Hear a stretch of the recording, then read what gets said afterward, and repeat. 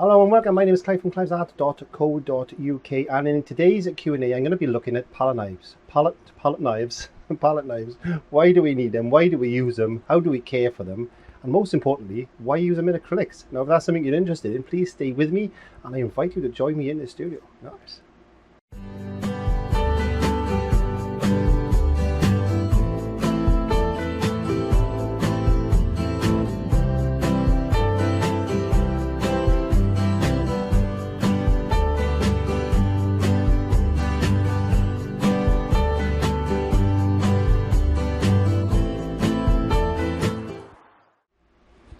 Okay, and thank you for taking up my invitation to join me in the studio. Yes, and we are going to be looking at palette knives. Yes, scary things. Not really. They're just another form of putting paint onto your painting surface, canvas, masonette, whatever you want to put it on. Use a knife. It's quite fun. You've seen me doing this in a monthly challenge. Was it a monthly? No, it was a weekly challenge. I did, didn't I? Yes, I did. What a painting. There we go, I did one of them. Yes, so I did a palette knife on that. So I encourage you, I invite you, I ask you, please, go and check it out. No, I'm only joking. Yeah, go and check that out. The links are below. It's in one of the 7-day challenge I did with a palette knife. And I do occasionally use a palette knife. I quite enjoy it because it takes me back to the days when I used to paint in oils. Yes, it did. And I've got a painting here of the Sunflowers by Vincent van Gogh, and one of my students actually did this. Yes, she did, and I was quite impressed because she said, "Clive, what do you think of this? This is a present I received off her, and it was painted with a palette knife." There you go, quite good, isn't it? Yes. So, if you were interested in using palette knives, then I encourage you to find a subject and use them if you can. Now, what is a palette knife? Well, let's have a little look over here. Okay, let's get comfortable. Now, as you know, they come in all shapes and sizes. This just happens to be a Bob Ross style palette knife. As you can see, it's got quite a sharp or a long angle there with a very short angle there. And you can use that for putting paint on that way, or you can just use the very short edge there, as you can see. Now you could there's a lot of paint on this. Like many artists, I'm a little bit lazy sometimes, but we'll show you. We will show you. Will we? I don't know. I will show you.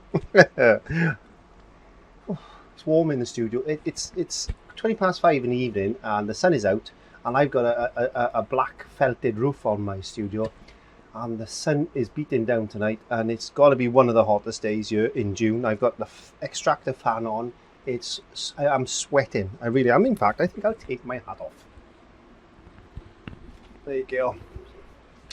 I'll show you how to clean that in 1 second, but let's have a look at some palette knives. Now, I purchased a set of palette knives, and I got a number 1, that's a number 1, a number 2, a number 3, a number 4, and a number 5.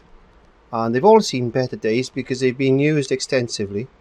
Now, as you can see there, you've got what I call a bull nose one there, which is it's not round, it's not pointy, but it's like it's rounded. It's a rounded edge then. Okay, and you've got a nice long angle there and a nice long angle there, and the actual knife itself is raised, so when you put in paint onto a canvas like this, your hand doesn't actually get in contact with the paint. So that's one of the reasons why there's a little bend in that there.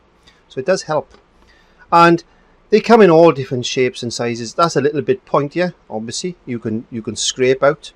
You can make little scrape marks with that, or you can put little fine little bits of detail in. Again, this is ideal for if you want to put sails or masts or rigging on boats, or you want to construct a bridge. As you can see on this particular painting there, if you look at the video, you'll see me actually using the palette knife like that, with just a little bit on the edge just to put those little lines in and a little bit of detail, even the reflections in the water. And they're just an extension of a brush, really. It's just a different way of painting. Again, that's the same family as that one. It's about the same width. It's just a shorter blade, and again it's got a bull nose on it as well. And that's just for like smaller patterns or finer detail work. And that one, that's you can put paint on really thick or impassoed with that one. This is a spade type of palette knife. As you can see, it's quite a broad quite a broad blade. Clive is blade. This heat is getting to me. So you can see it's quite a broad blade. Let me just show you these three again. That's the number one. And you can see number two next to it, and you can see number three. So they're very similar. These are slightly thicker than number two, but they do the same type of job. You can use these for mixing paints as well, obviously, but this one is pretty good for that. But you can get a nice flat, and you could squeeze down the paint with that and get some nice texture. And that's all it is about applying paint in a thick manner, and adding texture. Now this, you can see, you should be able to hear. It's very thin. It's gone very thin. I've used that so many times. I've worn the metal away. I have, yes.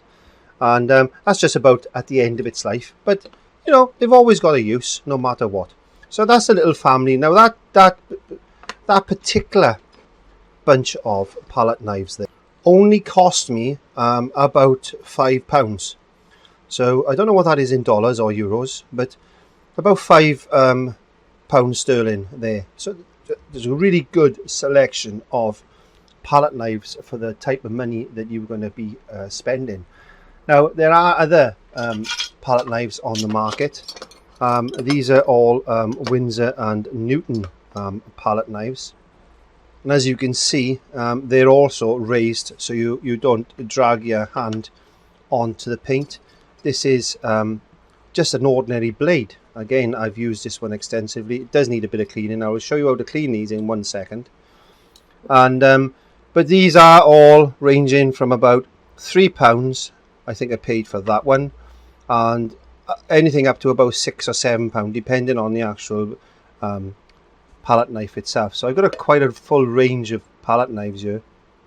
I got these ones very similar to those, but they're a sharper point, and these are good for scraping out, mixing paints, applying different effects. Basically, that's all you're looking at a palette knife to do, is apply paint to give you a textured effect.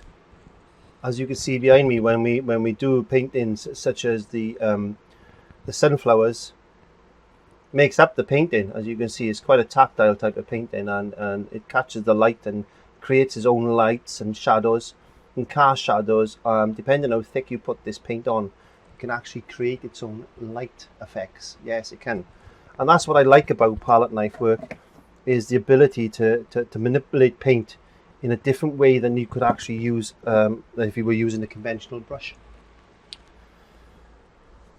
We have also got plastic palette knives, and these are fine if you just want to experiment. These are very cheap, inexpensive things. You can buy them for a couple of pounds for a big pack of these, and they do exactly the same job as them, and they just get worn out a little bit quicker.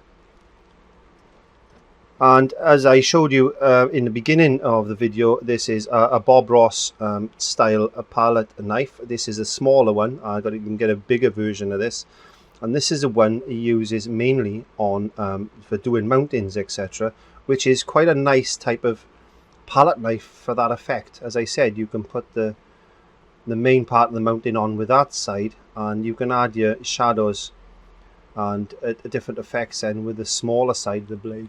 And that works really well. I've used this quite extensively, as you can see by the paint that's on the handle, etc.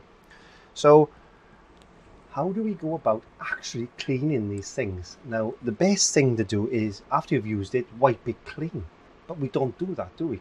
Why? Because we are human beings. So let me tell you a little secret. There's 3 things that we can actually use in the studio 2 we can purchase, 1 is free. Now I like free because it doesn't cost anything. So let's have a look at the first one, which is standard hot water and washing up liquid or detergent. Now let's get that there. It's boiling water, so be very careful you don't scald yourself. That's important. Please observe these rules, because I don't want anybody to actually burn themselves or scald themselves. I'm just going to put that Bob Ross one in there. I'm just going to let that soak. It's got as I said, there's a bit of detergent in there, not a lot. You can use washing up liquid, or you can use detergent you put to wash your clothes, anything like that. And just leave that soak for about 5 to 10 minutes. Now let's have a look at another palette knife here. Let's find one there we are. There's a fair bit of paint on the back of that, as you can see. Now, what can we do? Well, the other thing that you ladies should have got, is some nail varnish remover. Now, this is pure acetone nail varnish remover. Again, you've heard me explain, do not mix this with water in any way, because it gives off a vapor. And be careful, be mindful. All you need to do is put a little bit of nail varnish remover onto a cloth or a bit of kitchen roll, and then just lightly rub the blade like that, nice and clean. Now, I've always got nail varnish remover in the studio, because about once a week normally I'll try and clean up if I can, and if I remember I try to do this, but obviously I haven't done it for a while. And you can do the handle as well, and clean down the handle just to get some of that nasty grime off. Look at the stuff coming off it, you can see, just by me doing that process. And you can get a nice sharp blade like that, a craft knife, and you can remove the excess paint with that. Now, try not to scrape the metal if you can and leave scratch marks in it, because there's 2 reasons for that. One, you could end up rusting, because acrylic paint is water based. Number 2, if you scratch that surface, then it's going to give the paint something to adhere to, and you don't want that, because you want these blades are nice and clean. Now there's one we've done which is reasonably nice, and that's with a little bit of acetone, and it shines, and that's what we want, a nice clean smooth blade. So putting that safe. The other thing that I've got in the studio, which is pretty good actually for removing acrylic paint. I wouldn't suggest you do this on clothes, etc., because I've never tried it. But if you want to clean up a surface or a work surface, like I got a stainless steel top on my unit there, then obviously this gets cleaned occasionally, is some rubbing alcohol. Now this is a 70% isopropyl alcohol and 30% distilled water. Surgical spirits is another name for this. You can get this readily on the internet. And again, let's have a look for one that's quite bad. Now this one has got glue and it's got paint on it. So I don't know why I was using it for glue. I must have been a reason. Anyway, let's try a bit of that now. It's the same thing. And there are guidelines with this as well. Please be very careful. It's flammable and it can cause nausea and all these different things. So please don't think just because it says alcohol you can actually put that in with some orange juice and drink it, because it's not that type of alcohol. And I am saying that because I have to, for health and safety reasons. Please be very careful, and if you've got children, then I suggest then we'll just use the hot water scenario. Now the other way we can actually remove this is use another palette knife. There we go. And we can just scrape away like that. And the best way to clean a palette knife is to wipe it when it's wet. clean it down. Don't do what I do and leave it build up. But in the studio we haven't always got time because we're trying to run around and finish projects, and it just basically keep working on that. Add a little bit more. This is not as good as acetone, but I use this for stripping canvases as well. Yes, you can remove acrylic paint from a canvas or canvas board by using rubbing alcohol or surgical spirits. It will break down the molecular bonds of the acrylic polymer resin. So there you go. That's not a bad attempt with a little bit of elbow grease and a little bit of surgical spirits. Let's put a lid back on that because we don't want to tip it everywhere. So there's another palette knife cleaned. Clive, you're doing really well. I certainly am. Right. Let's have a look at the Bob Ross one because that's been soaking in there since we've started this. Now I'm hoping this will work as good as, and we use another palette knife and woe and behold, it comes off even better, I think, than using the other two methods. So there you go. Look, that was really baked on there. So really speaking, you don't need the surgical spirits and you don't need the nail varnish remover. What I suggest you do is get some boiling water, a little bit of detergent. I tell you what is good is a dishwasher tablet or dishwasher detergent or some cloth detergent, anything like that. And look at the shine on that. I think that's even better than the others. In fact, I think I will use that method from now on because that's really good. I'm quite impressed with that. So there you go. 3 ways to clean your palette knives and care for your palette knives. But the best thing to do is don't let them get in a mess in the first place. So there you are. I hope that helped. Yes. So we can use palette knives. Now you can mix your paint with a little bit of heavy structure gel if you want to thicken it up. Then that's not a problem. You can use the paint in its conventional viscosity or thickness, and you can have hours and hours of fun creating works of art like my little sailboats and Van Gogh's sunflowers or anything like that that you can think of, where you would think you would use a palette knife. Now if you've never used them before, buy yourself a nice cheap set somewhere. There's plenty of places out there, Hobbycraft, Hobby Lobby, The Range. You can buy a good selection of palette knives for as little as £5 sterling. Yes. So I encourage you, give it a try. If you don't like them, then keep them one side, because when we actually come to colour mixing, I use a palette knife for mixing my colours rather than the brush, because it damages the brush. All the muck goes up, all the paint goes up there, it damages your bristles and everything. Try and use a palette knife if you can. So all that's left for me to say is thank you very much for joining me in this Thursday Q&A. I hope I've answered some questions and encouraged you to try a palette knife. And if I have, brilliant stuff.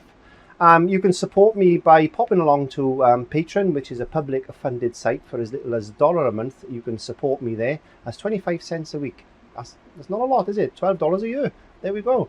And that's www.patreon.com/Clive5Art. Little card will pop down here. Now, please go along, listen to what I've got to say, have a look at what I've written, and there's plenty of freebies in there. And at the end of every Sunday update, you will see all my patrons being listed at the end credits. And I want to thank each and every one of you for supporting me in that way. So that all remains me to say is thank you very much for joining me in the studio and taking up my invitation to come in and listen to me waffle once more. And I'll invite you to come in on the next lesson, which will be coming up shortly, and every Monday, Wednesday, Thursday and Sunday, in fact. Yes. So I'll see you there. Have a nice day, God bless, and have a good day, good week, a good month, a good year, because as you know, time is relative on YouTube, and I don't know when you're going to be watching this. So take care, have a nice day. I'll see you soon.